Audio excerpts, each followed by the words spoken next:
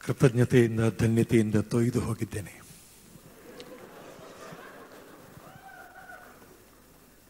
ಮನುಷ್ಯ ಚೈತನ್ಯದ ಅನಂತ ಸಾಧ್ಯತೆಗಳ ಪ್ರತಿಮಾ ರೂಪ ಇನ್ಫೋಸಿಸ್.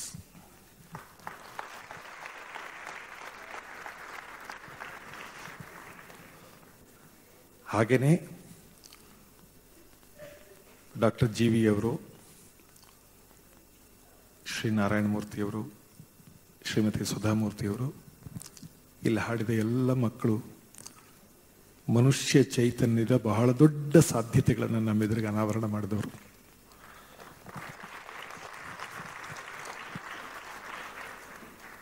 ನಾನು ಆ ಮಗು ಭುವನೇಶ್ವರಿಯ ನೆನೆಮಾನಸವೇ ಹಾಡುವಾಗ ನಾನು ಅಂದ್ಕೋತಾ ಇದ್ದೆ, ಸರಸ್ವತಿ, ನಿನ್ನ ಪಾದಗಳು ಇಷ್ಟು ಪುಟ್ಟವೇ ತಾಯಿ, ಇಷ್ಟೆಲ್ಲ ಪುಟ್ಟ ಪುಟ್ಟ ಆಕಾರಗಳಲ್ಲಿ ಪ್ರಕಟವಾಗ್ತೀಯಾ ನೀನು, ಇಷ್ಟು ಸಣ್ಣ ಸಣ್ಣ ಆಕಾರಗಳಲ್ಲಿ ಪ್ರಕಟವಾಗ್ತೀಯಾ ಸರಸ್ವತಿ. ಅತ್ಯಂತ ಆನಂದ ಕೊಟ್ಟ ಕ್ಷಣ ಇದು. ಬಂಧುಗಳೇ, ನಾನು ಈ ಆವರಣಕ್ಕೆ ಬಂದಿದ್ದೇನೆ ಎನ್ನುವ ಕಾರಣಕ್ಕಾಗಿ ಮುಖಸ್ತುತಿಗಾಗಿ ಮಾತನ್ನು ಹೇಳ್ತಾ ಇಲ್ಲ, ಪ್ರಮಾಣವಾಗಿ ಹೇಳ್ತಿದ್ದೀನಿ. ನಾನು ಈ ರಸ್ತೆಯಲ್ಲಿ ಹೋಗಿ ಬರುವಾಗೆಲ್ಲ ಇನ್ಫೋಸಿಸ್ ಅನ್ನು ನೋಡಿದಾಗ ಅಡಿಗರ ಪದ್ಯದ ಒಂದು ಸಾಲು ನೆನಪಾಗತ್ತೆ. ಅಣುವಿನಲ್ಲೂ ಆ ಮಹತ್ತು ಬಿತ್ತದಂತೆ ಮಲಗಿದೆ ಅಂತ. ಒಂದು ಅಣುವಿನಲ್ಲಿ ಕೂಡ ಮಹತ್ವವಾದದ್ದೇನೋ ಬೀಜ ರೂಪದಲ್ಲಿ ಇರುತ್ತಂತೆ.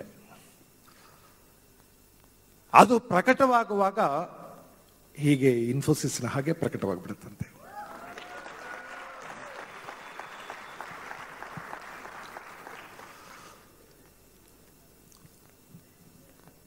ಅದರಿಂದಾನೇ ಬಾಗಿದ ಕೈಯಾಗಿ, ಬಾಗಿದ ತಲೆಯಾಗಿ, ಮುಗಿದ ಕೈಯಾಗಿ, ಮಣಿದ ಮನಸ್ಸಾಗಿ ನಾನು ಇಲ್ಲಿ ನಿಂತಿದ್ದೇನೆ. ಕುವೆಂಪು ಅವರು ಯಾವುದೋ ಸಂದರ್ಭಕ್ಕೆ ಬರೆದ ಪದ್ಯ ಇಲ್ಲೆಲ್ಲಿಯಾದ್ರೂ ನೀವು ಕ್ಯಾಂಪಸ್ನಲ್ಲಿ ಬರೆದು ಹಾಕ್ಬೋದು. ಇಲ್ಲಿ ಹುಗಲಿಲ್ಲ ನಿನಗೆ ಓ ಬಿಯದ, ಇದು ಪಕ್ಷಿ ಕಾಶಿ. ಬಿಯದ ಅಂದ್ರೆ ಬೇಡ, ಹುಗಲಿಲ್ಲ ಅಂದ್ರೆ ಪ್ರವೇಶವಿಲ್ಲ. ಬೇಡನ ಮನಸ್ಸಿನಲ್ಲಿ ಬಂದ್ರೆ, ಕೊಲ್ಲುವುದಕ್ಕೆ ಬಂದ್ರೆ ಅಂಥವನಿಗೆ ಪ್ರವೇಶ ಇಲ್ಲ ಅಂತ. ಇಲ್ಲಿ ಹುಗಲಿಲ್ಲ ನಿನಗೆ ಓ ಬಿಯದ, ಇದು ಪಕ್ಷಿ ಕಾಶಿ. ದೇವನದಿಯಲ್ಲಿ ದ್ವೀಪ ಕೃಪೆಯಲ್ಲಿ ಭಾವತರು ವಾಸಿ. ಕೊಲ್ವ ಬಿಲ್ಲು ಬತ್ತಳಿಕೆಗಳನ್ನು ಅಲ್ಲೇ ಇಟ್ಟು ಬಾ, ಮೈಯ ತೊಳೆದು ಬಾ, ಕೈಯ ಮುಗಿದು ಬಾ. ಮೈಯ ತೊಳೆದು ಬಾ, ಕೈಯ ಮುಗಿದು ಬಾ. ಬಿಂಕ ದುಕುತಿಯನ್ನು, ಕೊಂಕು ಯುಕತಿಯನ್ನು ಎಲ್ಲ ಬಿಟ್ಟು ಬಾ. ಇಕ್ಷು ಮಧುರವೇನೆ ಮೋಕ್ಷ ಪಕ್ಷಿಯುಲಿ, ನಾಡಿ ನಾಡಿಯಲ್ಲಿ ಹಾಡಿ ಹರಿದು ನಲಿದಾಡಬಹುದು ಬಾ. ಬರುವಾಗ ಮನುಷ್ಯ ಬಿಂಕ ದುಕುತಿಯನ್ನು, ಕೊಂಕು ಯುಕತಿಯನ್ನು ಎಲ್ಲ ಬಿಟ್ಟು ಬರಬೇಕು. ಬಿಂಕದ ಮಾತುಗಳನ್ನ, ಕೊಂಕು ಮನಸ್ಸನ್ನು ಬಿಟ್ಟು ಮೈಯ ತೊಳೆದು ಬಾ, ಕೈಯ ಮುಗಿದು ಬಾ. ಇಕ್ಷು ಮಧುರಮೆನೆ ಮೋಕ್ಷ ಪಕ್ಷಿಯುಲಿ, ನಾಡಿ ನಾಡಿಯಲ್ಲಿ ಹಾಡಿ ಹರಿದು ನಲಿದಾಡಬಹುದು ಬಾ. ಇವೆಲ್ಲವೂ ನಾಲ್ಗೆಯಿಂದಲ್ಲ, ನನ್ನ ಹೃದಯದಿಂದಲೇ ಆಡ್ತಿರೋ ಮಾತುಗಳು. ಬಂಧುಗಳೇ, ಇದನ್ನ ಭಾಷಣ ಮಾಡಕ್ ನನ್ನನ್ನು ಕರೆಸಿಲ್ಲ ಇಲ್ಲಿಗೆ, ನನಗೆ ಗೊತ್ತಿದೆ ಅದು. ಆದರೆ ಕನ್ನಡ ಮೇಷ್ಟ್ರು ಚಟ. ನಾನು 30 ವರ್ಷದಿಂದ ಕಾಲೇಜಲ್ಲಿ ಪಾಠ ಮಾಡ್ತಿದ್ದೀನಿ. ಕೆಲವು ಸರಕು ಅಲ್ಲಿ ವ್ಯಾಪಾರ ಆಗಲ್ಲ, ಇಂಥ ಕಡೆ ವ್ಯಾಪಾರ ಮಾಡ್ಕೊಂತೀವಿ.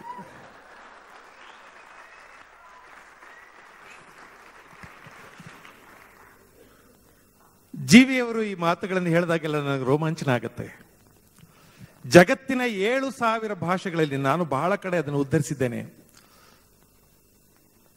30 ಭಾಷೆಗಳು, ಶ್ರೀಮಂತವಾದ ಸಮೃದ್ಧವಾದ ಸಾಹಿತ್ಯ ಶಬ್ದಕೋಶ ಇರುವಂತಹ 30 ಭಾಷೆಗಳು ತೆಗೆದಿಟ್ರೆ ಅದರಲ್ಲಿ ಕನ್ನಡ ಭಾಷೆ ಇರುತ್ತೆ ಅನ್ನೋದು ನಮ್ಮ ಹೆಮ್ಮೆ. ಬೇಂದ್ರೆಯವರು ಕುಣಿಯೋಣು ಬಾರ ಕುಣಿಯೋಣು ಬಾ ಪದ್ಯವನ್ನು ಹಾಡಿದ್ರು. ಕುಣಿಯೋಣು ಬಾರ ಕುಣಿಯೋಣು ಬಾ, ತಾಳಾಕ ತಂತ್ಯಾಕ ರಾಗದ ಚಿಂತ್ಯಾಕ ಹೆಜ್ಜಾಕ ಗೆಜ್ಜಾಕ ಕುಣಿಯೋಣು ಬಾ. ಕುಲುಕಿಸಿ ಕೈ ಕೈ ಮಲಕಿಸಿ ಮೈ ಮೈ ತಕತಕ ತೈ ತೈ ಕುಣಿಯೋಣು ಬಾ. ಆಕ್ಷಿರ ಸಾಗರದ ಆನಂದದಾಗರ ತೆರೆ ತೆರೆ ತೆರೆದರ ಕುಣಿಯೋಣು ಬಾ. 14 ಲೋಕಕ್ಕೆ ಚಿಮ್ಮಲಿ ಈ ಸುಖ ಇಗ್ಗಲಿಸಿರಿ ಮುಖ ಕುಣಿಯೋಣು ಬಾ. ಅದನ್ನ ಹಾಡಿದಾಗ ಯಾರೋ ಬೇಂದ್ರೆಯವರು ಬಂದು ಕೇಳಿದ್ರಂತೆ, ಬೇಂದ್ರೆಯವರೇ, ಕನ್ನಡದಾಗ ಅದು ಏನ್ ಚಲೋ ಪದ್ಯ ಬರ್ದಿರಿ. ಕನ್ನಡದಾಗ ಅದೇನ್ ಚಲೋ ಪದ್ಯ ಬರೆದಿರಿ ಅಂತ ಬೇಂದ್ರೆ ಹೇಳಿದ್ರಂತೆ, ಕನ್ನಡದಾಗ ನಾನು ಚಲೋ ಪದ್ಯ ಬರೆದಿಲ್ಲಲೇ ತಮ್ಮ, ಪದ್ಯ ಬರೆಯಕ ಕನ್ನಡನ ಚಲೋ ಅದ. ಭಾಷೆಗೊಂದು ಶಕ್ತಿ ಇಲ್ಲದೆ ಇದ್ರೆ, ತಾಕತ್ತಿಲ್ಲದೆ ಇದ್ರೆ ಆ ಭಾಷೆಯಲ್ಲಿ ಪದ್ಯ ಬರೆಯಕ್ಕಾಗೋದಿಲ್ಲ. ಕನ್ನಡ ಭಾಷೆಯ ಸೌಭಾಗ್ಯ ಏನು ಅಂದ್ರೆ, ಮನುಷ್ಯ ಮನಸ್ಸಿನ ಎಲ್ಲ ಬಗೆಯ ಭಾವನೆಗಳನ್ನ ವ್ಯಕ್ತಪಡಿಸುವುದಕ್ಕೆ ನಮ್ಮ ಕವಿಗಳು ಈ ಭಾಷೆಯನ್ನು ವಾಹಕವನ್ನಾಗಿ ಮಾಡ್ಕೊಂಡಿದ್ದಾರೆ. ಕನ್ನಡ ವರ್ಣಮಾಲೆಯಲ್ಲಿ ಆ ಥರದೊಂದು ಸೌಲಭ್ಯ ಇದೆ. ಖಳದುಶ್ಯಾಸನ ಕೃಷ್ಣಲೋಹಿತ ಜಲಾಶ್ಲಿಷ್ಟಂ ಕುರುಪ್ರೋದ್ಭವ ಪ್ರಳಯಜ್ವಾಲಿ ಸುಯೋಧನೋರು ಮಕುಟೋದ್ಘಟ್ಟ ಪ್ರತಿಜ್ಞಾಕ್ಷರಾವಳಿ ವಿನ್ಯಸ್ತ ವಿಶಾಲ ನಿಶ್ಚಲ ಶಿಲಾಸ್ತಂಭಂ ಕುರುಕ್ಷೇತ್ರದೊಳು ಪ್ರಳಯೋಗ್ರಾಂತಕಂ ತಗುರ್ವನ್ನು ಒಳಕೊಂಡಿರ್ದಂ ಹಿಡಿಂಬಾಂತಕಂ. ಪದ್ಯ ಅರ್ಥ ಆಗಿಲ್ಲ ನಿಮ್ಗೆ? ಅರ್ಥ ಆಗ್ಬೇಕಾಗಿಲ್ಲ. ಇಂಗ್ಲಿಷ್ ನಲ್ಲಿ ಒಂದು ಮಾತಿದೆ, N effective poetry is communicated before it is understood ಅಂತ. ಈ ಮಾತಿನ ಭಾವ ಬಡಿಯೋದು ಕೇಳಿದ್ರೆ, ಶಬ್ದಗಳನ್ನು ಕೇಳಿದ್ರೆ, ಇದ್ಯಾರೋ ಭೀಮನೋ ದುರ್ಯೋಧನನೋ ಮಾತಾಡ್ತಾ ಇರಬೇಕು ಅಂತ ಅನ್ಸುತ್ತೆ. ಯಾಕಂದ್ರೆ ಅಲ್ಲಿ ಬಳಕೆ ಆಗಿರುವ ಶಬ್ದಗಳೇ ಹಾಗಿವೆ. ಹರಿಸಂಧಾನಕ್ಕೆ ಒಂದಂದವಗಡಿಸಿದ ಅಹಂಕಾರಮೇನಾಯ್ತು, ಕೃಷ್ಣಾಂಬರ ಕೇಶಾಕೃಷ್ಟಿಯಂ ಮಾಡಿಸಿದ ಮದಮದೇನಾಯ್ತು, ಕೌಂತೆಯರ ಮಚ್ಚರದೊಳು ಕಾಂತಾರದೊಳು ತಿರ್ರನೆ ತಿರುಪಿದ ಸ್ವರ್ಕೀಗಳೇನಾದುದೆಂದು ಆ ಕುರುವಂಶಾಧೀಶನ ಮೂದಲಿಸಿದನ್ನು ಅದಟಂ ಭೀಮನುದ್ಧಾಮ ಭೀಮಂ. ಅಂದ್ರೆ ಮಾತಾಡ್ತಾ ಇರೋನು ಭೀಮ ಅಂತ ಅನ್ಸುತ್ತೆ. ಭಾಷೆ ಒಳಗೆ ಇಂಟ್ರಿನ್ಸಿಕ್ ಆಗಿರುವಂತಹ, ಭಾಷೆ ಒಳಗೆ ಇರುವಂತಹ ಅಂತಸತ್ವ ಇದು. ಅಥವಾ ಬಹಳ ಬಹಳ ಸೆರೀನಾದಂಥ, ತುಂಬಾ ಸ್ನಿಗ್ಧವಾದಂಥ, ತುಂಬಾ ತುಂಬಾ ನಿರುಮ್ಮಳವಾದ ಒಂದು ವಾತಾವರಣ ಕ್ರಿಯೇಟ್ ಮಾಡಬೇಕಾದ್ರೆ ದೀರ್ಘಾಕ್ಷರಗಳಲ್ಲಿ ಪದ್ಯ ಬರೆದ್ರೆ ಪದ್ಯ ಅಲ್ಲೊಂದು ಬಹಳ ನಿರ್ಮಳವಾದ ವಾತಾವರಣ ಸೃಷ್ಟಿ ಮಾಡುತ್ತೆ. ನಿಮ್ಗೆ ಈ ಹಾಡು ಗೊತ್ತಿದೆ, ನಾನು ಚೆನ್ನಾಗಿ ಹಾಡಲ್ಲ, ಮಕ್ಕಳಿದ್ರಿಗೆ ಹಾಡೋಕೆ ನನ್ಗೆ ಸಂಕೋಚ, ಆದ್ರೆ ಬಂಡತನ ಇರೋದ್ರಿಂದ ಬದುಕ್ತಾ ಇದ್ದೀನಿ. ದೋಣಿ ಸಾಗಲಿ ಮುಂದೆ ಹೋಗಲಿ ದೂರ ತೀರವ ಸೇರಲಿ, ಬೀಸುಗಾಳಿಗೆ ಬೀಳು ತೇಳುವ ತೆರೆಯ ಮೇಗಡೆ ಹಾರಲಿ, ಹೊನ್ನಗಿಂಡಿಯ ಹಿಡಿದು ಕೈಯೊಳು ಹೇಮವಾರಿಯ ಚಿಮುಕಿಸಿ, ಮೇಘಮಾಲೆಗೆ ಬಣ್ಣವೀಯುತ ಯಕ್ಷಲೋಕವ ವಿರಚಿಸಿ, ನೋಡು ಸಾಕು ಪದ್ಯ. ನನ್ನ ಪದ್ಯ ಬರಲ್ಲ ಅಂತಲ್ಲ, ಆದ್ರೆ ಆ ಪದ್ಯ ನೋಡಿ, ಎಲ್ಲ ಸಾಲುಗಳು, ಎಲ್ಲ ಶಬ್ದಗಳು ದೀರ್ಘಾಕ್ಷರದಲ್ಲಿವೆ. ದೋಣಿ ಸಾಗಲಿ ಮುಂದೆ ಹೋಗಲಿ ದೂರ ತೀರವ ಸೇರಲಿ, ಬೀಸು ಗಾಳಿಗೆ ಬೀಳು ತೇಳುವ ತೆರೆಯ ಮೇಗಡೆ ಹಾರಲಿ. ದೀರ್ಘಾಕ್ಷರಗಳಲ್ಲಿ ಬರೆದ್ರೆ ಕನ್ನಡ ಭಾಷೆ ಒಳಗಿರೋ ಸೌಲಭ್ಯ ಇದು. ಏಳು ಚಿನ್ನ ಬೆಳಗಾಯ್ತು ಅಣ್ಣ, ಮೂಡಲವು ತೆರೆಯೇ ಕಣ್ಣ, ನಕ್ಷತ್ರ ಜಾರಿ ತಮವೆಲ್ಲ ಸೋರಿ, ಮಿಗಿಲಹುದು ಬಾನ ಬಣ್ಣ, ಮಿಗಿಲಹುದು ಬಾನ ಬಣ್ಣ.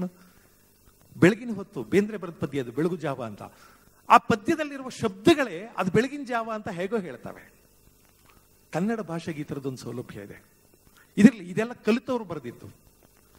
ಕಲಿದೇ ಇದ್ದವರು ಕನ್ನಡ ಭಾಷೆಯನ್ನು ಎಷ್ಟು ಅದ್ಭುತವಾಗಿ ಕಟ್ಟಿದ್ದಾರೆ ಅಂದ್ರೆ, ಬಂಧುಗಳೇ, ನಾವು ಈಗಲೂ ಕನ್ನಡ ಭಾಷೆಯನ್ನು ಚೆನ್ನಾಗಿ ಕಲಿಬೇಕು ಅಂದ್ರೆ ಕಲಿದೇ ಇದ್ದವ್ರ ಹತ್ರನೇ ಹೋಗ್ಬೇಕು, ಓದ್ದೇ ಇರೋರ ಹತ್ರ ಹೋಗ್ಬೇಕು. ಅವರಷ್ಟು ಚೆನ್ನಾಗಿ ಕನ್ನಡ ಭಾಷೆ ಯಾರು ಕಟ್ಟಿಲ್ಲ.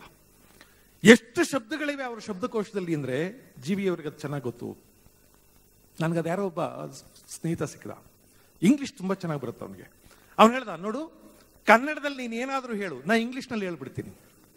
ನಾನು ಹೇಳಿದೆ, ಹಂಗಾಗಲ್ಲ, ನೀ ಏನಾದ್ರು ಹೇಳು, ನಾ ಇಂಗ್ಲಿಷ್ನಲ್ಲಿ ಹೇಳ್ತೀನಿ. ಏನಿಲ್ಲ ಅಂದ್ರು ಅದ್ರ ಶೇಡ್ ಬರುವಂಥದ್ದು ಏನೋ ಹೇಳ್ತೀನಿ. ಹೇಳ್ತೀಯ? ಹೇಳು. ಕಾಡಿನಲ್ಲಿ ಒಂದು ಹುಲಿ ಜಿಂಕೆಯನ್ನು ನೋಡಿ ಅಡ್ರಗಾಲ್ ಹಾಕೊಂಡು ನಿಂತ್ಕೊಂಡಿತು.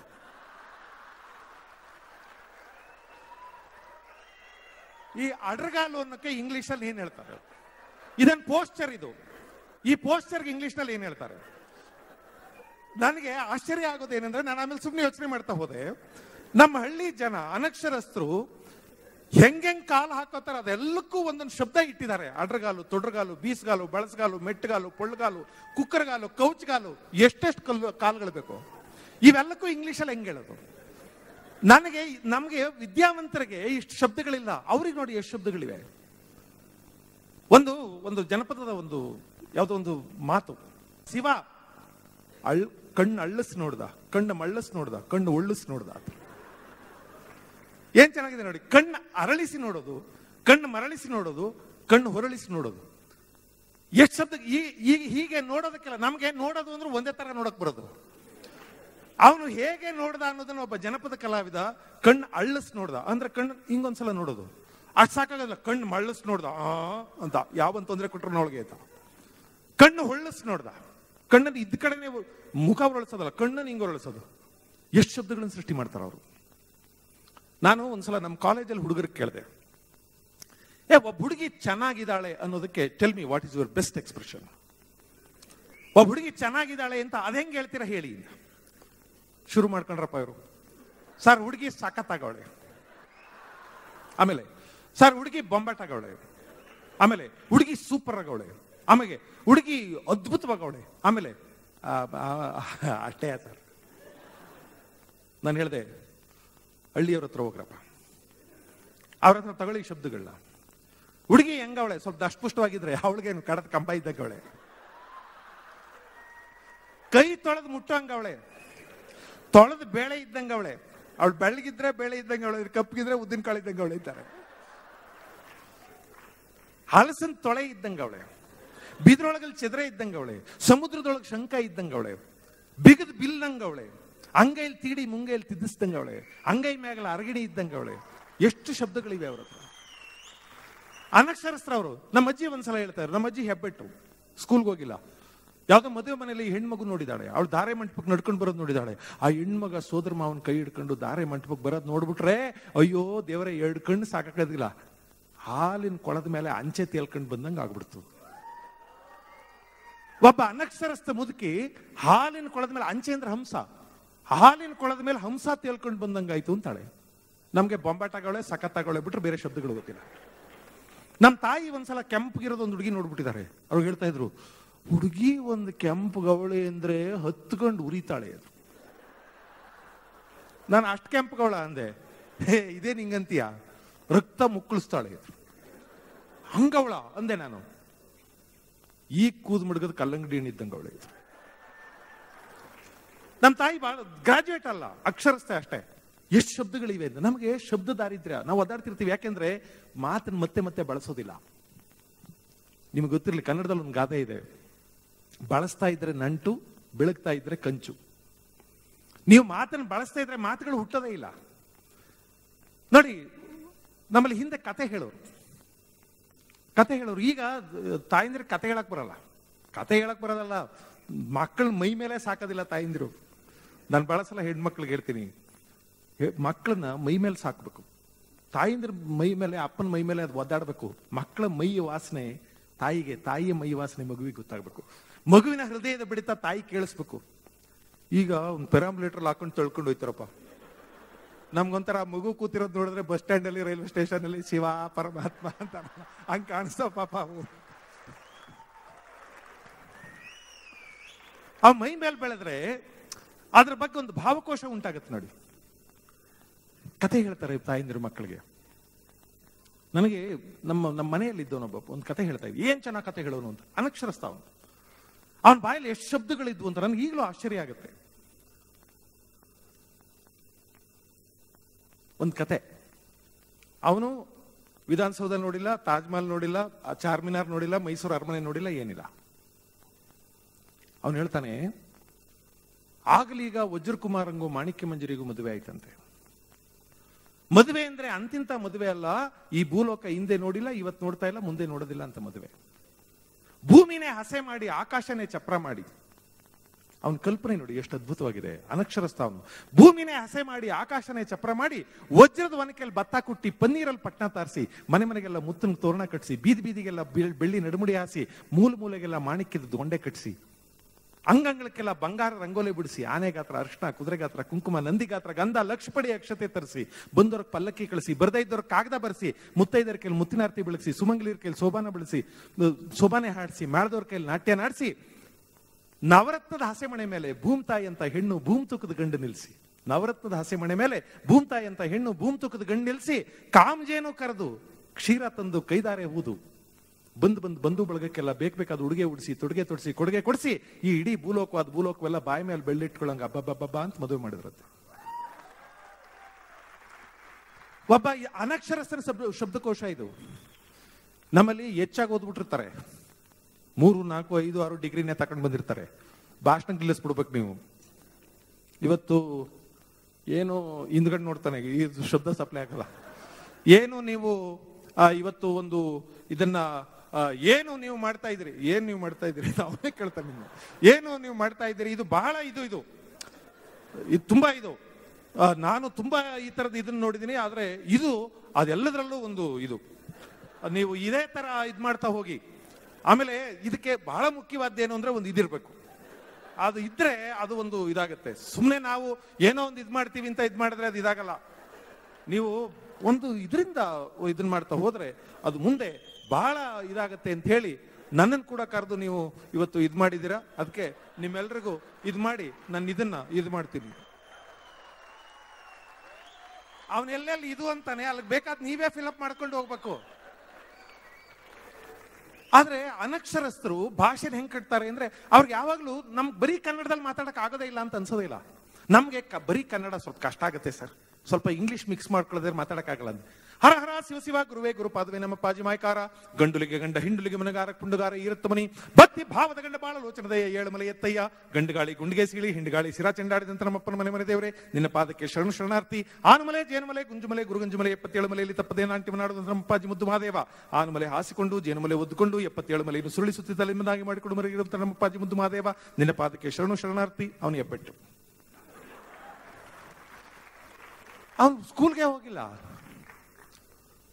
ಆದ್ರೆ ಅವನ ಬಾಯಲ್ಲಿ ಎಷ್ಟು ಶಬ್ದಗಳಿವೆ ಅಂತ. ಅದರಿಂದ ಬಂಧುಗಳೇ, ದೊಡ್ಡದನ್ನು ನೋಡಿದಾಗ ನಾನು ಅದನ್ನೇ ಹೇಳಿದ್ದು, ದೊಡ್ಡದ ಏನನ್ನಾದ್ರೂ ನೋಡಿದ್ರೆ ನಮ್ಗೊಂದು ವಿನೀತತೆ ಬೆಳೆಯುತ್ತೆ, ನಮ್ಗೊಂದು ವಿನಮ್ರತೆ ಬೆಳೆಯುತ್ತೆ. ಇಷ್ಟು ಶಬ್ದಗಳನ್ನು ನೋಡ್ಬಿಟ್ರೆ ಅರೆ ನಾವು ಸಿಕ್ಕಾಪಟ್ಟೆ ಬುದ್ಧಿವಂತರು ಅಂತ ಜಂಬ ಹೊಡ್ಕೋಬಾರ್ದು, ನಮಗೆ ಭಾಷೆ ಗೊತ್ತಿದೆ ಅಂತ ಅನ್ಬಾರ್ದು ಅಂತ ಅನ್ಸ್ಬಿಡುತ್ತೆ. ಎಲ್ಲೆಲ್ಲಿಂದನೂ ಕಲಿಬೇಕು. ಇವತ್ತು ಕನ್ನಡ ಭಾಷೆ ಜೀವಂತವಾಗಿರೋದು ವಿದ್ಯಾವಂತರ ಬಾಯಿಲಲ್ಲ, ಅನಕ್ಷರಸ್ಥರ ಬಾಯಿಲಿ. ಅವ್ರಿಗೆ ಸಂಗೀತ ಗೊತ್ತಿಲ್ಲಪ್ಪ.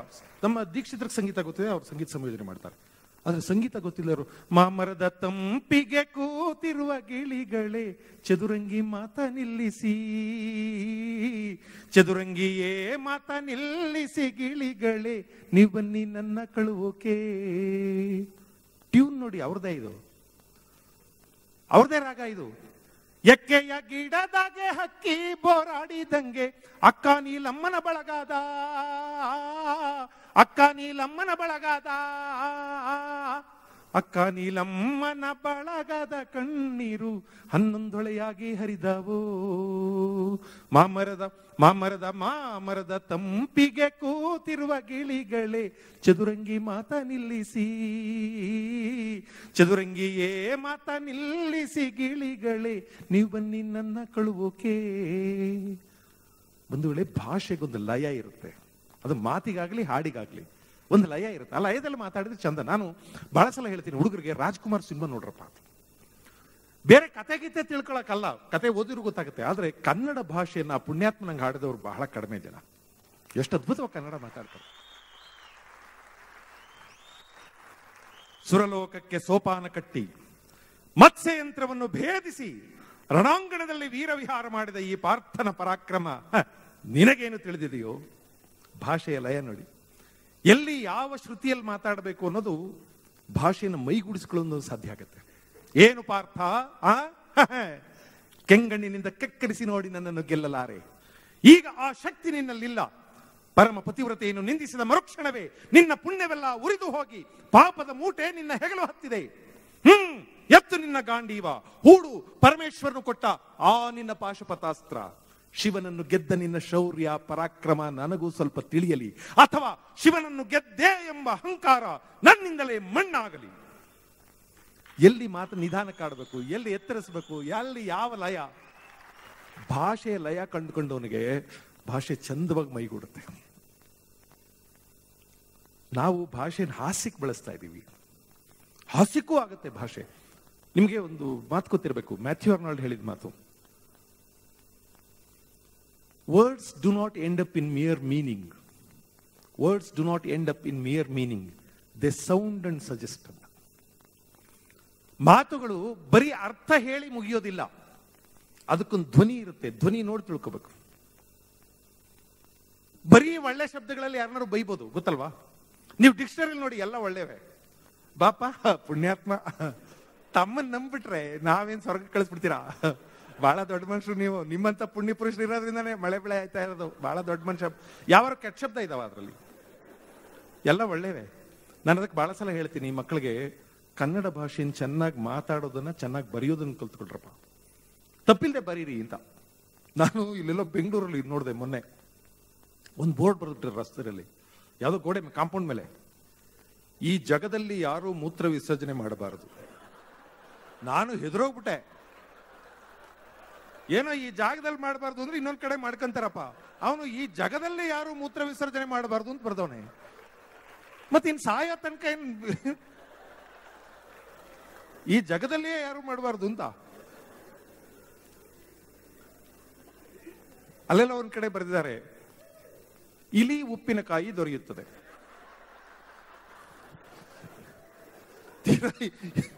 ಅವರು ಇಲ್ಲಿ ಉಪ್ಪಿನಕಾಯಿ ದೊರೆಯುತ್ತದೆ ಅಂತ ಬೋರ್ಡ್ ಹಾಕ್ಬೇಕು. ಒತ್ತ ತಕ್ಷಣ ಹೋಗ್ಬಿಡ್ತದು. ಇಲಿ ಉಪ್ಪಿನಕಾಯಿದು ಏನು? ಇಲಿನ ಉಪ್ಪಿನಕಾಯಿ ಎಲ್ಲ ಮಾಡಿ ಇವ್ರು ಮಾರು ಯಾರು ತಿಂತಾರೋ ಏನು? ಕನ್ನಡಿಗರಿಗೆ ಒಂದು ಶಕ್ತಿ ಇದೆ, ನಾನು ಗಮನಿಸಿರೋದು, ನೀವು ಒಪ್ತೀರಿ ಅಂತ ಅನ್ಕೊಂಡಿದ್ದೀನಿ. ಬಹುಶಃ ಕನ್ನಡ ಭಾಷೆ ಕಲಿಸಿದ್ದೇ ಇರಬೇಕದು. ಕನ್ನಡ ಮಾತಾಡುವ ಬಾಯಿಗಳಿವೆಯಲ್ಲ, ಯಾವ ಭಾಷೆ ಬೇಕಾದ್ರೂ ಅರ್ಗಿಸ್ಕೊಬಿಡ್ತಾರೆ, ಯಾವ ಭಾಷೆ ಬೇಕಾದ್ರೂ ಸಹಜವಾಗಿ ಮಾತಾಡ್ತಾರೆ ಕನ್ನಡದವ್ರು. ನೀವು ಮಲಯಾಳಂ ಮಾತಾಡಿಸಿ ಕನ್ನಡದವ್ರ ಕೈಲಿ ಮಲಯಾಳಿ ತರಾನೇ ಹೆಚ್ಚು ಕಡಿಮೆ ಮಾತಾಡ್ತಾರೆ. ಮಲಯಾಳಂನವ್ರ ಕೈಲಿ ಕನ್ನಡ ಮಾತಾಡಿಸಿ ಗೊತ್ತಾಗ್ಬಿಡ್ತದೆ ಇವರು ಮಲಯಾಳಂನವರು. ನನಗೆ ಕನ್ನಡ ತುಂಬಾ ಚೆನ್ನಾಗಿ ಬೆರಿದೆ ಅಂದ್ರೆ ಅವ್ರು ಮಲಯಾಳಂನವರು. ಗೇಲಿ ಮಾಡ್ತಾ ಇಲ್ಲ ನಾನು. ನನಗೆ ಯಾರೋ ಒಬ್ರು ತಮಿಳ್ನವ್ರು ಸ್ನೇಹಿತರಿದ್ರು, ಹಿರಿಯರು. ಅವರು ಕನ್ನಡ ಕಲ್ತ್ಕೊಂಡಿದ್ರು. ನನಗೆ ಅವ್ರ ಬಗ್ಗೆ ತುಂಬಾ ಗೌರವ ಇದೆ, ಪ್ರೀತಿ ಇದೆ. ಪ್ರೀತಿಯಿಂದಾನೆ ಕನ್ನಡ ಕಲ್ತಿದ್ದಾರೆ. ನನಗೆ ಹೇಳೋರು, ನನಗೆ ಕನ್ನಡ ಚೆನ್ನಾಗಿ ಕೂತಪ್ಪ, ನಾನು ಕಲಿತಿದ್ದೀನಿ. ಏನ್ ಕಲ್ತಿದ್ದೀರಿ? ಅದು ಮಂಗುದಿಮ್ಮನ ಗಗ್ಗ, ಬಹಳ ಬಹಳ ಚಂದ ಇದೆ. ಒಂದ್ ಪದ್ಯ ಹೇಳ್ತೀರಾ ಅಂದೆ.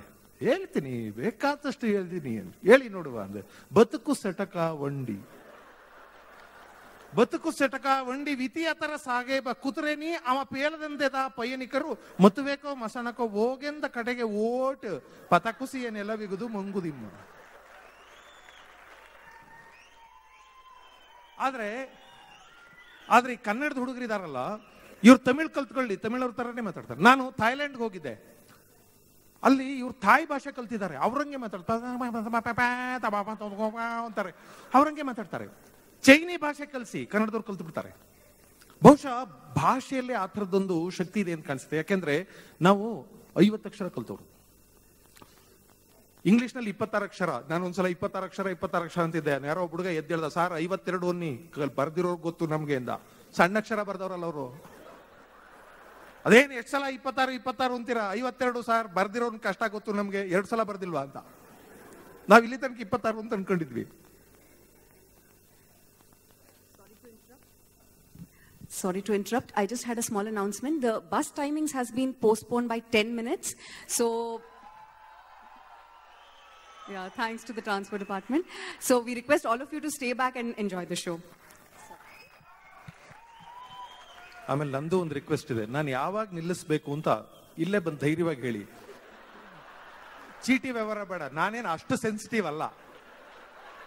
ಅಥವಾ ಬೆಂದು ನನ್ನ ಕೈಯಿಂದ ಮೈಕ್ ಕಿತ್ಕೊಂಡು ಹೋಗ್ಬಿಟ್ರು ನನಗೇನು ಬೇಜಾರಾಗಲ್ಲ. ಸ್ವಲ್ಪ ಈ ಮಾನ ಮರ್ಯಾದೆ ಇರೋರಿಗೆ ಸ್ವಲ್ಪ ಹಿಂಗೆಲ್ಲ ಅಂತಾರೆ. ನಮ್ಗೆ ಅವೆಲ್ಲ ಏನು ಅಷ್ಟೆಲ್ಲ ಸೆನ್ಸಿಟಿವ್ ಅಲ್ಲ. ನೀವು ನೇರವಾಗಿ ಬಂದು ಆಯ್ತಪ್ಪ ನಿಲ್ಸಿ ಇನ್ನೆಷ್ಟೊತ್ತು ಮಾತಾಡೋದು ಅಂದ್ರೆ, ಹೌದಾ ಬೇಡವಾ, ಸರಿ ಹೋಗ್ತೀವಿ ಅಂತ ಹೋಗ್ತೀವಿ. ನಾನು ಮ್ಯಾಥ್ಯೂ ಆರ್ನಾಲ್ಡ್ ಮಾತು ಹೇಳ್ತಾ ಇದ್ದೆ, words do not end up in mere meaning, they sound and suggest ಅಂತ. ಮಾತುಗಳಿಗೆ ನಿರ್ದಿಷ್ಟವಾದ ಅರ್ಥ ಏನಿರಲ್ಲ, ನಾವು ಕೊಟ್ಟ ಅರ್ಥ ಎಲ್ಲ ಇರುತ್ತೆ, ನಾವೇ ಅರ್ಥ ಕೊಡೋರು. ಈಗ ಅಯ್ಯೋ ನಾನು ಒಳ್ಳೆ ಹುಡುಗ ಅಂದ್ರೆ ನಾನು ಜೀವಿ ಅವ್ರ ಹತ್ರ ಹಂಗೆ ಹೇಳ್ಬೋದು, ನಾನು ಒಳ್ಳೆ ಹುಡುಗ ಅಂತ. ನಿಮ್ಮ ಹತ್ರ ಹೇಳಕ್ಕಾಗಲ್ಲ, ನಿಮ್ಗೆ ನಾನು ಹುಡುಗ ಅಲ್ಲ. ಸೊ ಹುಡುಗ ಅನ್ನೋದಕ್ಕೇನು ಅರ್ಥ ಇಲ್ಲ. ನಾವು ಯಾರ ಎದುರಿಗೆ ಮಾತಾಡ್ತಿದೀವಿ ಅನ್ನೋದ್ರ ಮೇಲೆ ನಾವು ಹುಡುಗನೋ ವಯಸ್ಸಾದನೋ ನಿರ್ಧಾರ ಆಗುತ್ತೆ. ಯಾವ ಶಬ್ದಕ್ಕೂ ನಿರ್ದಿಷ್ಟವಾದ ಅರ್ಥ ಇಲ್ಲ. ಈಗ ನಾಯಿ ಅಂತ ಒಂದು ಶಬ್ದ ಇದೆ ಡಿಕ್ಷನರಿಯಲ್ಲಿ. ಅದರ ಅರ್ಥ ಏನು? ನಾಯಿ ಅಂದ್ರೆ ಅದಕ್ಕೊಂದು ಅರ್ಥ ಇದೆ. ಅದೊಂದು ಪ್ರಾಣಿ, ಅದು ಹೀಗಿರುತ್ತೆ ಅಂತ ನಾ ಹೇಳ್ತೀನಿ ನೋಡಿ. ನಮ್ಮನೇಲೂ ಒಂದು ಐತೆ ನಾಯಿ ಅಂತಾರೆ. ಹಂಗಂದ್ರೆ ಅವ್ರ ಅತ್ತೆ, ಅವಳು ಅವ್ರ ಮನೇಲಿ ಬಾಲ ಇರೋ ಪ್ರಾಣಿ ಅಲ್ಲ, ಅದಲ್ಲ, ಅವ್ರ ಅತ್ತೆ ಬಗ್ಗೆ ಹೇಳ್ತಿದ್ದಾಳೆ. ನಮಗೂ ಅರ್ಥ ಆಗುತ್ತೆ, ಅಯ್ಯೋ ನಮ್ಮನೇದು ಹಂಗೆ ಬೊಗಳ್ತಾ ಇರುತ್ತೆ ಅಂತ. ನೋಡಿ, ನಾಯಿ ಏನಾದ್ರೂ ಅರ್ಥವೇ ಬದಲಾಗೋಯ್ತು. ಏ ಎಲ್ಲೋಗಿದ್ದೆ ನಾಯಿ ಅಂತಾರೆ. ಆ ನಾಯಿ ತಿರುಗೋದೊಂದು ಗುಣ ಇದೆಯಲ್ಲ, ಅದಕ್ಕದು ಪ್ರತಿಮೆದು. ಎಲ್ಲೋಗಿದ್ದೆ ಇಷ್ಟ ತನಕ ನಾಯಿ ಅಂತಾರೆ. ಈ ನಾಯಿಗಳು ತಿರುಗ್ತಾವೆ ನೋಡಿ, ಡಿಸೈಡ್ ಮಾಡೋದಿಲ್ಲ, ಹೊರಟ್ಬಿಡ್ತವೆ, ಆಮೇಲೆ ಡಿಸೈಡ್ ಮಾಡ್ತವೆ ಎಲ್ಲಿ ಹೋಗ್ಬೇಕು ಅಂತ. ಕೆಲವರು ಜನ ಹಂಗಿರ್ತಾರೆ. ಈ ನಾಯಿಗಳು ಹೊರಡೋದು ನೋಡ್ಬೇಕು ನೀವು, ಸುಮ್ಮನೆ ಹೊರಟ್ಬಿಟ್ಟಿರ್ತಾವೆ, ಎಲ್ಲಿಗೆ ಹೋಗ್ಬೇಕು ಅಂತ ಗೊತ್ತಿರೋದಿಲ್ಲ, ಅದು ಅಷ್ಟು ದೂರ ಹೋಗಿ ವಾಪಸ್ ಬರ್ತವೆ. ಹಂಗಿರೋರ್ನ ಬೈತಾರೆ, ನಾಯಿ ಅಂತ ಬೈತಾರೆ. ಈಗ ಅವೆರಡೂ ಸಲ ಕೆಟ್ಟರ್ಥದಲ್ಲಿ ಇದೆ ಅಲ್ವಾ? ಈಗ ನೋಡಿ ಸರ್, ನಿಮ್ಮ ಕಂಪ್ನಿಯಲ್ಲಿ ಒಂದು ಕೆಲಸ ಕೊಟ್ಟು ನೋಡಿ ಸರ್, ನಾನು ನಿಮ್ಮ ನಾಯಿ ಸರ್. ಈಗ ನಾಯಿ ಅಂದ್ರೆ ನಿಷ್ಠೆಯಿಂದ ಕೆಲಸ ಮಾಡ್ತೀನಿ ಅಂತ ಆಗುತ್ತೆ. ಮೊದಲು ನಾಯಿ ಅಂದ್ರೆ ಅದು ತುಂಬಾ ಬೊಗಳುತ್ತೆ, ನಾಯಿ ಅಂದ್ರೆ ಅದು ಅಲೆಮಾರಿ. ಈಗ ನಾಯಿ ಅಂದ್ರೆ ಅದು ನಿಷ್ಠಾವಂತ ಪ್ರಾಣಿ ಅಂತ ಆಗ್ಬಿಡುತ್ತೆ. ಬಸವಣ್ಣವ್ರದೊಂದು ವಚನ ಇದೆ, ನನಗೆ ಬಹಳ ಆಶ್ಚರ್ಯ ಆಯ್ತು ಆ ವಚನ ಓದಿ. ಕಾಂಚನವೆಂಬ ನಾಯ ನೆಚ್ಚಿ ನಿಮ್ಮ ನಾನು ಮರೆದನಯ್ಯ. ಕಾಂಚನವೆಂಬ ನಾಯ ನೆಚ್ಚಿ ನಿಮ್ಮ ನಾನು ಮರೆದ. ಈ ಹಾಳ ಸಂಪತ್ತು ಅನ್ನುವ ನಾಯಿ ನೆಚ್ಚಿಕೊಂಡು ದೇವರೇ ನಿನ್ನನ್ನು ಮರೆತುಬಿಟ್ಟೆ ನಾನು ಅಂತಾರೆ. ನಾನು ಸಂಪತ್ತನ್ನು ಲಕ್ಷ್ಮಿ ಅಂತ ಪೂಜೆ ಮಾಡೋ ದೇಶ ಇದು. ಇಲ್ಲಿ ನಾಯಿ ಏನ್ಬಿಟ್ರಲ್ಲ ಇವರು. ನನಗೆ ಅದು ಅರ್ಥ ಆಗಿದ್ದು ಬೇರೆ ಸಲ. ಯಾರು ನಾವೆಲ್ಲ ಎಲ್ಲೆಲ್ಲಿ ಪಿಕ್ನಿಕ್ ಹೋಗ್ತಾ ಇದ್ವು, ನಮ್ಮ ಸ್ನೇಹಿತನಿಗೆ ಹೇಳಿದೆ, ಏ ಬಾಪ ನೀನು ಹೋಗೋಣ. ಇಲ್ಲಪ್ಪ ಮನೆಯಾಗ ಯಾರು ಇಲ್ಲ, ಅದರಿಂದ ಬರಕ್ಕಾಗ್ತಾ ಇಲ್ಲ. ಮನೆಯಾಗ ಯಾರು ಇಲ್ಲರೂ ಒಳ್ಳೇದಾಯ್ತು, ಬಾ ಹೋಗೋಣ ಅಂದೆ ನಾನು. ಅದಕ್ಕೆ ಇಲ್ಲ ಇಲ್ಲ, ನಮ್ಮ ಮನೇಲಿ ಒಂದು ನಾಯಿ ಇದೆ, ಅದನ್ನ ನೋಡ್ಕೋಬೇಕು ನಾನು ಹೇಳಿದೆ, ಎಲ್ಲಿಗೆ ಬಂದ್ಬಿಡ್ತು ನಿನ್ ಲೆವೆಲ್ಲು, ಮನೆ ನೋಡ್ಕೊಳ್ಳಿ ಅಂತ ನಾಯಿ ನಿಲ್ಲಿಸ್ತಾರೆ. ಇವ್ನು ನಾಯಿ ನೋಡ್ಕೊಳಕ್ ಇವನಿದಾನೆ. ಬಹುಶಃ ಕಾಂಚನವೆಂಬ ನಾಯಿ ಅಂದ್ರೆ ಈ ಅರ್ಥ ಅಂತ ಕಾಣಿಸುತ್ತೆ. ಹಣ ನಮ್ಮನ್ನು ಕಾಪಾಡಬೇಕು ಅನ್ನುವಷ್ಟ್ರ ಮಟ್ಟಿಗೆ ಅದು ಇಟ್ಕೊಂಡಿದ್ರೆ ಪರವಾಗಿಲ್ಲ, ಅದನ್ನ ಕಾಪಾಡಕ್ಕೆ ನಾವಿದೀವಿ ಅಂತ ಆಗ್ಬಿಟ್ರೆ ಅವಾಗ ಕಾಂಚನವೆಂಬ ನಾಯಿ ಅದು. ಅಂದ್ರೆ ಅರ್ಥ ನಾವು ಕೊಡೋದಷ್ಟೇ, ತನ್ನಂತಾನೆ ಯಾವ ಶಬ್ದಕ್ಕೂ ಅರ್ಥ ಇರಲ್ಲ. ನಮ್ಮಲ್ಲಿ ಕೆಲವು ಶಬ್ದಗಳಿವೆ, ನೀವು ಅರ್ಥವೇ ಇರಲ್ಲ, ನೀವು ಕೊಟ್ಟು ನೋಡಿ ಬಹಳ ಚೆನ್ನಾಗಿರುತ್ತೆ. ನಾವು ಸುಮ್ಮನೆ ಹಿಂಗೆ ದೇಶಾವರಿ ಮಾತಾಡ್ತೀವಿ ಅಷ್ಟೇ. ಅವನ್ಯಾರೋ ಒಬ್ಬ ಹೇಳ್ತಾ ಇದ್ದ, ಅಯ್ಯೋ ಸರ್ ಅವ್ರ ಮನೇಲಿ ಒಂದು ರಾಮಾಯಣ ಸರ್, ಮಗ ಅವ್ರ ಅಪ್ಪನ ಹೊಡೆದ ಆಚೆ ಓಡಿಸ್ಬಿಟ್ಟವನೆ, ಅಣ್ಣ ತಮ್ಮದಿರು ಗುದ್ದಾಟ ಸರ್. ನಾ ಹೇಳ್ದೆ, ಲೇ ಮಗ ಅಪ್ಪನ ಹೊಡೆದ ಆಚೆಗೆ ಓಡಿಸಿ ಅಣ್ಣ ತಮ್ಮಂದಿರು ಗುದ್ದಾಡ್ತಾ ಇದ್ರೆ ಅದು ರಾಮಾಯಣ ಅಲ್ಲ, ಮಹಾಭಾರತ ಅದು. ಅವ್ರ ಮನೇಲಿ ಒಂದು ರಾಮಾಯಣ ಸರ್, ಮಗ ಅಪ್ಪನ ಹೊಡೆದು ಓಡಿಸ್ಬಿಟ್ಟವನೆ, ರಾಮಾಯಣ ಅಂತದ್ದು. ರಾಮಾಯಣ ಹೆಂಗಾಯ್ತದ ಅದು? ಅಪ್ಪನ ಮಾತು ಕೇಳ್ಕೊಂಡು ಮಗ ಕಾಡಿಗೆ ಹೋಗಿದ್ ರಾಮಾಯಣ, ಮಗ ಅಪ್ಪ ಹೊಡೆದ ಆಚೆಗೆ ತಳ್ಬಿಟ್ರೆ ಅದ್ರ ಮಹಾಭಾರತ ಅದು. ನಾವು ಸುಮ್ಮನೆ ಶಬ್ದಗಳನ್ನ ಬಳಸ್ತೀವಿ ಅಷ್ಟೇ. ಎಷ್ಟೋ ಸಲ ಅವಕ್ಕೆಲ್ಲ ಅರ್ಥ ಹಚ್ಚಕ್ ಹೋಗ್ಬಾರ್ದು. ಕೆಲವು ಸಲ ಅರ್ಥ ಹಚ್ಬಿಟ್ರೆ ಬಹಳ ಪ್ರಾಬ್ಲಮ್. ಕೆಲವು ಸಲ ದೇಶಾವರಿ ನೀವು ಬಿಡಿಯಪ್ಪ ಅಂತಾರೆ, ಅವನೇನು ಹಿಡ್ಕೊಂಡು ಅವನೇ ಬಿಡಿಯಪ್ಪ ಅಂದ್ರೆ ಸುಮ್ಮನೆ ಅಷ್ಟೇ. ಬಿಡಿಯಪ್ಪ ಅಂದ್ರೆ ನಾನೆಲ್ಲಿ ಹಿಡ್ಕೊಂಡಿದ್ದೀನಿ ಅಂತ ಹೇಳಂಗಿಲ್ಲ, ಸುಮ್ಮನೆ ಮಾತಷ್ಟೇ. ಅವಕ್ಕೆಲ್ಲ ದೇಶಾವರಿ ಅರ್ಥ, ಅವಕ್ಕೆ ಅರ್ಥ ಕೊಡಕ್ ಹೋಗ್ಬಾರ್ದು. ನೀವು ಗೊತ್ತಿರಬೇಕು, ಈ ಮಕ್ಕಳು ಇವಾಗ ಒಂದು ಪ್ರಾಬ್ಲಮ್ ಇದೆ ಈ ಮಕ್ಕಳಲ್ಲಿ. ನೀವೇನಾದ್ರು ಕೊಡಿ ತಿನ್ನಲ್ಲ, ಎಲ್ಲ ಕಲಿತವೆ, ಚೆನ್ನಾಗಿ ಹಾಡ್ತವೆ, ಏನೆಲ್ಲ ಮಾಡ್ತವೆ, ಕೊಟ್ರೆ ತಿನ್ನಲ್ಲ. ಸೊಕ್ಕು ಒಂದೊಂದೇ ಇರ್ತಾವಲ್ಲ, ಜಂಬ ತಿನ್ನಲ್ಲ. ಅವ್ರ ಅಮ್ಮಂದಿರ ಕತೆ ಹೇಳಿ, ಹಾಡು ಹೇಳಿ, ಡ್ಯಾನ್ಸ್ ಮಾಡಿ ಏನೇನೋ ಮಾಡ್ತಾರೆ, ತಿನ್ನಲ್ಲ. ನಾವ್ 8 ಜನ ಮಕ್ಕಳು ನಮ್ಮ ಅಪ್ಪನಿಗೆ, ಅವ್ ನಮ್ಮ ಕೇಸ್ ಬೇರೆ. ಎಲ್ಲಾರು ಏನಾರು ಇಟ್ರೆ ಕದ್ದು ತಿಂದ್ಬಿಡ್ತಾನೆ, ಬದ್ರಿಗೆ ನನ್ನ ಮಗನಿಗೆ ಬೈಯೋರು ನಮ್ಗೆ. ಇವಾಗ ಹಂಗಲ್ಲ, ಮಕ್ಕಳು ಕೊಟ್ರೆ ತಿನ್ನಲ್ಲ. ಕೊಟ್ರೆ ತಿನ್ನಲ್ಲ ಅಲ್ವಾ? ಕೊಟ್ರೆ ತಿನ್ನಲ್ಲ. ನೀವು ಬಹಳ ಜನ ನೋಡಿರ್ತೀರಿ, ಕೊಟ್ರೆ ತಿನ್ನಲ್ಲ. ಅದು ನಿಮ್ಮ ಮನೆಗೆ ಯಾರು ನೆಂಟರು ಬಂದಿರ್ತಾರೆ, ಅವ್ರ ಮುಂದೆ ಒಂಚೂರು ತಿಂಡಿ ಇಡಿ, ಅವ್ರ ಮುಂದೆ ಹೋಗಿ ಅಬ್ಬೆ ಪಾರಿಗಳ ತರ ನಿಂತಿರ್ತಾರೆ. ನೀವೇ ಕೊಡಿ ತಿನ್ನಲ್ಲ. ನೆಂಟ್ರ ಮುಂದೆ ತಗೊಂಡೋಗಿ ಏನಾರು ಇಟ್ರೆ ಅವ್ರ ಮುಂದೆ ಹೋಗಿ ನಿಂತ್ಕೊಂಡು ಹೊಸಿತಾ ಇರ್ತವೆ. ನನ್ಗೊಂದ್ ಮನೇಲಿ ಹಂಗಾಗೋಯ್ತು. ಅವ್ರ ಮನೇಲಿ ಒಂದು ಬಿಸ್ಕೆಟ್ ಕೊಟ್ಟಿದ್ದಾರೆ, ಒಂದಿಷ್ಟು ಬಾಳೆಹಣ್ಣು ಇಟ್ಟಿದ್ದಾರೆ. ನಾನು ಬಿಸ್ಕೆಟ್ ತಿನ್ಬೇಕು, ಅವ್ರದ್ದು 3-4 ವರ್ಷದ ಮಗು ಬಂದು ನನ್ನ ಮುಂದೆ ನಿಂತ್ಕೊಂಡು ಹೊಸಿತಾ ಇದೆ. ನನ್ಗೆ ಅಯ್ಯೋ ಪಾಪ ಅನಿಸ್ಬಿಡ್ತು. ಬಾರಲ್ಲಿ ರಾಜು, ಕೂತ್ಕೊಳ್ಳೋ, ನಿಮ್ಮಮ್ಮ 5 ಬಿಸ್ಕೆಟ್ ಕೊಟ್ಟಿದ್ದಾಳೆ, ನಿನಗೆ 3 ನನಗೆ 2 ಆಗ್ಬೋದಾ? ಅಂಕಲ್ ನನಗೆ 4 ಕೊಡಿ ಅಂತದ್ದು. ಅವ್ರ ಅಮ್ಮನಿಗೆ ಅವಮಾನ ಆಗೋಯ್ತು. ಅವ್ರು ನೋಡ್ತಾ ಇದ್ದಾಳೆ, ಅವ್ರಮ್ಮ ಅವಮಾನ ಆಗೋಯ್ತು. ಅವ್ರು ತಕ್ಷಣ ಹೇಳಿದ್ರು, ತಿನ್ನಿ ನೀವು, ಸುಮ್ಮನೆ ತಿನ್ನಿ ನೀವು, ಅವ್ರಿಗೇನು ತಿಂತಾನೆ ಇರ್ತಾರೆ, ತಿನ್ನಿ ನೀವು ಅಂದ್ರು. ಹಂಗಂದ್ರೆ ಏನರ್ಥ ಅಂತ ಅಂದ್ರೆ, ಅವ್ರ ಮಕ್ಕಳು ತಿಂತಾನೆ ಇರ್ತಾರೆ, ನಾವು ದರಿದ್ರದವ್ ಯಾವತ್ತು ಬಿಸ್ಕೆಟ್ ತಿಂದಿಲ್ಲ ಅಂತ ಇರ್ತಾರೆ. ಎಲ್ಲಾರ ಮನೇಲೂ ಮಾತಾಡ್ತಾರೆ, ಅವ್ರಿಗೇನು ತಿಂತಾನೆ ಇರ್ತಾರೆ, ನೀವು ತಿನ್ನಿ ಅಂತಾರೆ. ಅಂದ್ರೆ ಅವ್ರ ಮಕ್ಕಳು ತಿಂತಾನೆ ಇರ್ತಾರಂತೆ, ನಾವ್ ಯಾವತ್ತು ಬಿಸ್ಕೆಟ್ ತಿಂದಿಲ್ಲ ಅಂತಾರ. ಆಮೇಲೆ ನಮ್ಮ ಮನೇಲಿ ಅಯ್ಯೋ ಸುಮಾರು ಬಿಸ್ಕೆಟ್ ಚಾಕ್ಲೇಟ್ ಎಲ್ಲ ತಂದು ಇಟ್ಬಿಡ್ತೀವಿ, ಕೊಡ್ತಾನೆ ಇರ್ತೀವಿ, ಪಾಪ ನೀವು ತಿನ್ನಿ ಅಂತಾರೆ. ಅಂದ್ರೆ ನಿಮ್ಗೆ ಯಾರು ಕೊಡ್ತಾರೆ, ಏನೋ ನಮ್ಮ ಮನೆಗೆ ಬಂದಾಗ ಕೊಟ್ರುಂಟು ಇಲ್ಲರ ಇಲ್ಲ ಅನ್ನೋ ತರ. ಪಾಪ ಅವ್ರಿಗೆ ಅವಮಾನ ಮಾಡೋಕೆ ಉದ್ದೇಶ ಇರಲ್ಲ, ಅವ್ರ ಮಕ್ಕಳಿಗೆ ನಾವು ಕೊಡ್ತಾ ಇದೀವಿ ಅಂತ ಮಾತನ್ನು ತುಂಬಾ ದೂರ ಎಳಿಬಾರ್ದು. ಸುಮ್ಮನೆ ಅಷ್ಟು ಕೇಳಿಸ್ಕೊಂಡು ಸುಮ್ಮನೆ ಆಗ್ಬಿಡ್ಬೇಕು.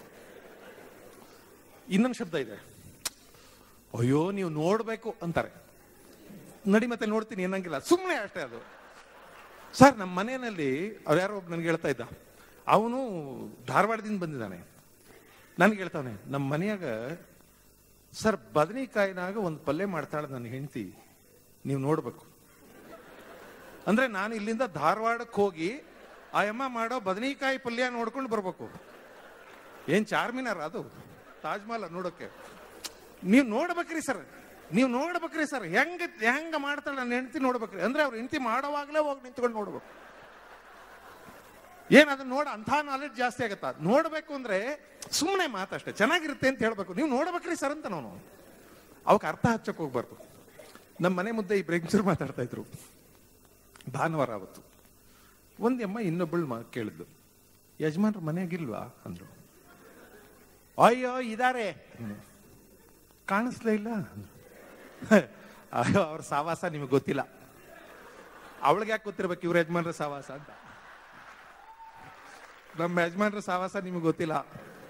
ಅವರು ತಿಂಗಳಿಗೊಂದ್ಸಲ ಎಣ್ಣೆ ಹಾಕೊಂಡು ಸ್ನಾನ ಮಾಡ್ತಾರೆ. ಅಂದ್ರೆ ಇಲ್ಲ ಹಾಕೋ ಎಣ್ಣೆ ಅಲ್ಲ, ಮೈಗೆಲ್ಲ ಎಣ್ಣೆ ಹಾಕೊಂಡು ಹಿಂದ್ಗಡೆ ಕಾಂಪೌಂಡಲ್ಲಿ ಬಿಸಿಲಲ್ಲಿ ನಿಂತ್ಕೊಂಡು ಚೆನ್ನಾಗಿ ಮೈ ನೆನೆಸ್ಬಿಡ್ತಾರೆ. ಆಮೇಲೆ ಬಚ್ಚಲ್ ಮನೆಗೆ ಸ್ನಾನಕ್ಕೆ ಹೋಗ್ಬಿಟ್ರೆ ನೀವು ನೋಡ್ಬೇಕು, 1 ಗಂಟೆ ಸ್ನಾನ ಮಾಡ್ತಾರೆ. ಸರಿಯಪ್ಪ, ಅದಕ್ಕೆ ಈ ಅಮ್ಮ ಯಾಕೆ ಬಂದು ನೋಡ್ಬೇಕು ಅಂತ. ಅವಳ ಗಂಟ ಬಚ್ಚಲ್ ಮನೆಗೆ ಸ್ನಾನಕ್ಕೆ ಹೋಗ್ಬಿಟ್ರೆ ನೀವು ನೋಡ್ಬೇಕು, 1 ಗಂಟೆ ಸ್ನಾನ ಮಾಡ್ತಾರೆ. ಅವಳ ಗಂಡ ಬಚ್ಚಲ್ ಮನೆಗೆ ಸ್ನಾನ ಮಾಡೋ, ಈ ಅಮ್ಮ ಯಾಕೆ ಬಂದು ನೋಡ್ಬೇಕು ಅಂತ ನನ್ನ ಕ್ವಶನ್. ನೀವು ನೋಡ್ಬೇಕು ಅನ್ನೋದು ಸೀರಿಯಸ್ ಆಗಿ ತಗೊಳಂಗಿಲ್ಲ. ಆಮೇಲೆ ಏನ್ ಗೊತ್ತಾ, ಹಳ್ಳಿಯವರಲ್ವಾ, ಕಲ್ಲಲ್ಲಿ ಮೈ ಉಜ್ಕೋತಾರೆ. ನೀವು ನೋಡ್ಬೇಕು ಅಂದ್ರೆ ಮೈ ಉಜ್ಕೋತಾರಲ್ಲ, ಅದನ್ನ ನೋಡ್ಬೇಕು. ಇವಳು ಕ್ಲೋಸ್ ಅಪ್ ಲುಕ್ ಒಂದು. ಆಮೇಲೆ ಹೊರಗಡೆ ಬಂದು ಒಂದು ಗಟ್ಟಿ ರಗ್ಗೊತ್ಕೊಂಡು ಮಲ್ಕೊಬಿಡ್ತಾರೆ. ಜಲ ಜಲ ಜಲ ಜಲ ಬೆವ್ತ್ ಬಿಡ್ತಾರೆ. ನೀವು ನೋಡ್ಬೇಕು ಅಂದ್ರೆ ಅವ್ರು ರಗ್ಗೆತ್ಬಿಟ್ಟು ನೋಡ್ಬೇಕು ಎಷ್ಟು ಬೆವ್ರ್ತಾವನೆ ಅಂತ. ಸುಮ್ಮನೆ ನೋಡ್ಬೇಕು ಅಂತಾರೆ, ಅವಕ್ಕೆ ಅರ್ಥ ಹಚ್ಚಬಾರ್ದು. Words do not end up in mere meaning, they sound and suggest. ನೀವು ನೋಡ್ಬೇಕು ಅಂದ್ರೆ ಅದು ಬಹಳ ಬಹಳ ಅದ್ಭುತವಾದ ದೃಶ್ಯ ಅಂತ ಅಷ್ಟೇ. ಇನ್ನೊಂದು ಶಬ್ದ ಇದೆ, ನೀವೇ ಯೋಚನೆ ಮಾಡಿ ಅಂತಾರೆ. ನೀವೇ ಯೋಚನೆ ಮಾಡಿ. ಈಗ ಇದೇನು ಇನ್ಫೋಸಿಸ್ ಅಲ್ಲಿ ಇದೊಂದು ಕಾರ್ಯಕ್ರಮ ಸರ್, ಜಿ ವೆಂಕಟಸುಬ್ಬಯ್ಯನವರು ಈ ವಯಸ್ಸಿನಲ್ಲಿ ಬಂದಿದ್ರು ಸರ್, ನೀವು ಯೋಚನೆ ಮಾಡಿ. ಅದಕ್ಕೆ ಯಾಕೆ ಯೋಚನೆ ಮಾಡಬೇಕು ಅಂತ?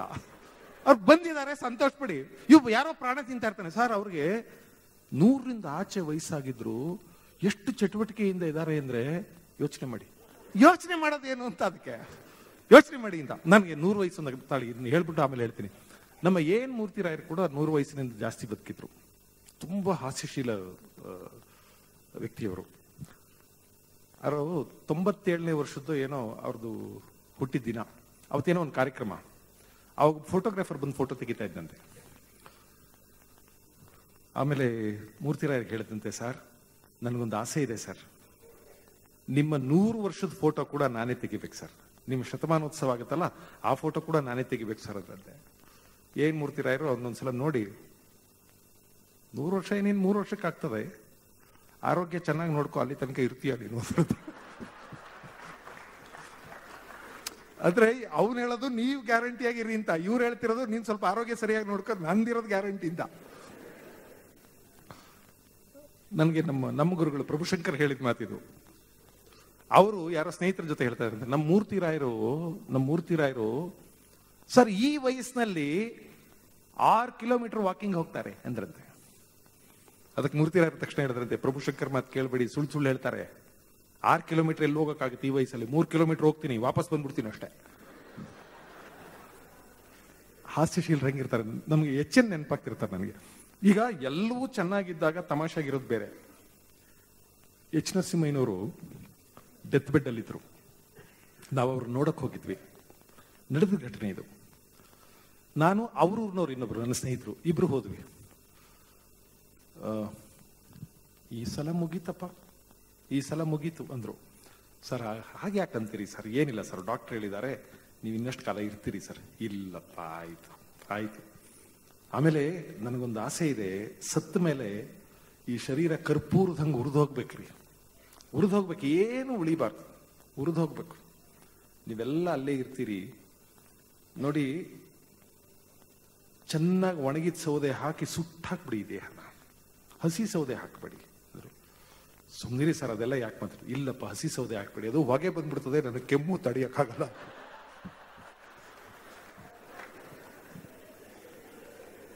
ಆ ವಯಸ್ಸಲ್ಲಿ ನಮ್ಮ ಸ್ನೇಹಿತರೊಬ್ರು, ಅವ್ರಿಗೆ ಓಪನ್ ಹಾರ್ಟ್ ಸರ್ಜರಿ ಆಯ್ತು ವಕಾರ್ಡ್ ಹಾಸ್ಪಿಟಲ್. ಸರ್ಜರಿ ಆದ್ಮೇಲೆ ಆಗ್ತಾನೆ ಕಾನ್ಶಿಯಸ್ ಬಂದಿರುತ್ತೆ. ಡಾಕ್ಟರ್ ಬಂದ್ರು, ಅವ್ರನ್ನ ಮಾತಾಡ್ಸಕ್ ಬಂದ್ರು. ಹೇಗಿದ್ದೀರಿ ಸೋಮಶೇಖರ್ ಅಂದ್ರು. ಚೆನ್ನಾಗಿದ್ದೀನಿ ಡಾಕ್ಟ್ರೆ. ಚೆನ್ನಾಗಿ ಆಗ್ತೀರಿ, ಏನ್ ತೊಂದರೆ ಇಲ್ಲ, ಆಪರೇಷನ್ ಚೆನ್ನಾಗಾಗಿದೆ, ಚೆನ್ನಾಗಿ ಆಗ್ತೀರಿ. ಡಾಕ್ಟ್ರೆ, ನಿಮ್ನೊಂದು ಮಾತು ಕೇಳಲ್ಲ, ಹೇಳಿ.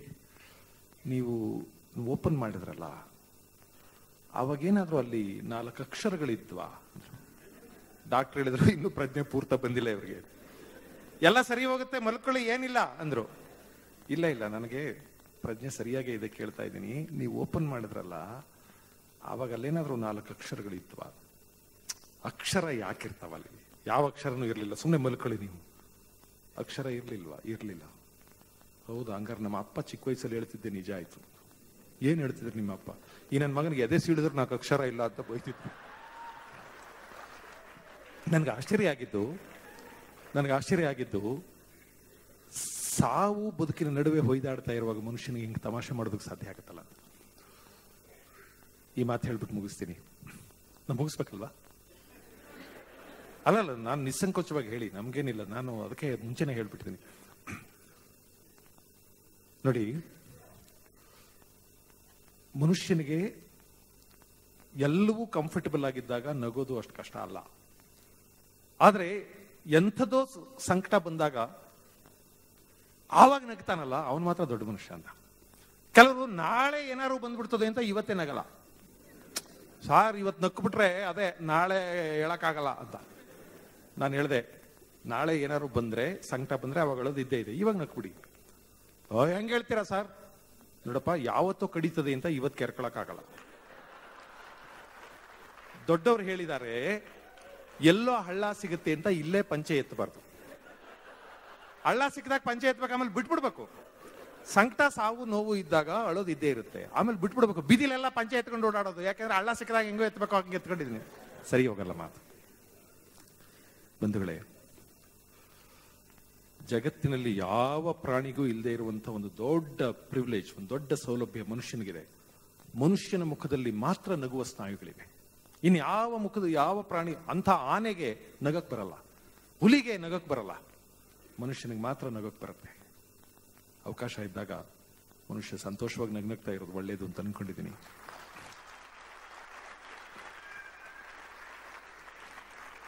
DVG ನಗುವು ಸಹಜದ ಧರ್ಮ ಅಂತ ಹೇಳಿದ್ದಾರೆ. ಸಹಜದ ಧರ್ಮ ಅನ್ನೋ ಶಬ್ದದ ಅರ್ಥ ಸಹಜ ಅಂದ್ರೆ ಜೊತೆಯಲ್ಲೇ ಹುಟ್ಟಿದ್ದು ಅಂತ. ಮನುಷ್ಯನ್ ನಾವು ಸಹಜ ಅಂದ್ರೆ ಸುಮ್ಮನೆ ಅದು ನ್ಯಾಚುರಲ್ ಅಂತ ಅಲ್ಲ. ಸಹಜ ಅಂದ್ರೆ ಅಂದ್ರೆ ಜನಿಸಿದ್ದು ಅಂತ. ಮನುಷ್ಯನ ಜೊತೆಯಲ್ಲೇ ಜನಿಸಿದ್ದು ನಗು. ಅದರಿಂದ ಗಾಂಧಿ ಹೇಳಿದ ಮಾತು, you are not fully dressed unless you wear a smile on your face. ನಿಮ್ಮ ಮುಖದ ಮೇಲೆ ಒಂದು ಮಂದಹಾಸ ಮೂಡಿದೇ ಇದ್ರೆ ನಿಮ್ಮ ಅಲಂಕಾರ ಪೂರ್ಣ ಆಯಿತು ಅಂತ ಅನ್ಸೋದಿಲ್ಲ. ತುಂಬ ಸಂತೋಷ ಆಗಿದೆ. ನನಗೆ ಸಿಕ್ಕ ಬಹಳ ದೊಡ್ಡ ಗೌರವ ಇದು ಅಂತ ಭಾವಿಸಿದ್ದೇನೆ. ಎಲ್ರಿಗೂ ನಮಸ್ಕಾರ ಮಾಡಿ ಮುಗಿಸ್ತೇನೆ. ನಮಸ್ಕಾರ.